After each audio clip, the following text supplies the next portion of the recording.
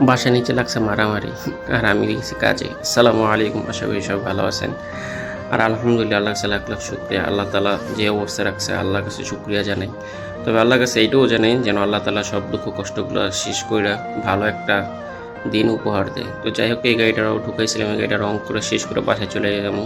আর বাসায় যাই দেখি ভাই বিশাল মারামারি লাগছে। মালাই আর চীনা মাইরা কোথায় আলেছে। তারপরের দিন কাজে আসলাম, ছোটো ছোটো বারাঙ্গুলা করতেছি। এতটা রোদ্রের ভিতরে কাজ করা ভাই কি যেটা অসম্ভব। যাই হোক, এই বারাঙ্গুলা শেষ করছি, একটু পর আবার জানোয়ার বাচ্চা আমার কতটি বাম্পার দিচ্ছে। আর ঠাড়া ভাঙা যে রোদ ভাই, যা তা অবস্থা। একটু আগে যে বারাঙ্গুলা রং করতে দেখলেন, সাদাগুলো করছি, সেগুলো আবার কালো করতে গেছে, কেমন মেজাজটা লাগে। তো নামাজে গেছিলাম, নামাজ থেকে শেষ করে খাওয়া দাওয়া করে আবার তারপরের দিন কাজে গেছি। ভাই এমন রোদ, মানে চিন্তা করি মাঝে মাঝে কবর আজাবটা কতটা কষ্ট হইব। তো যাই হোক, বাসায় চলে আসছি। একটু পর বস আইয়া শুধু শুধু বিচিং করতেছে। একটা সানগ্লাস কিনছিলাম, সেই সানগ্লাসটা নষ্ট, তাই আর দেখাইলাম না। এই গাড়িটা শেষ করে বাসায় চলে যাবো, কারণ তারপরে বড় একটা গাড়ি রাখছে আমার জন্য, রাত্রে করাইব।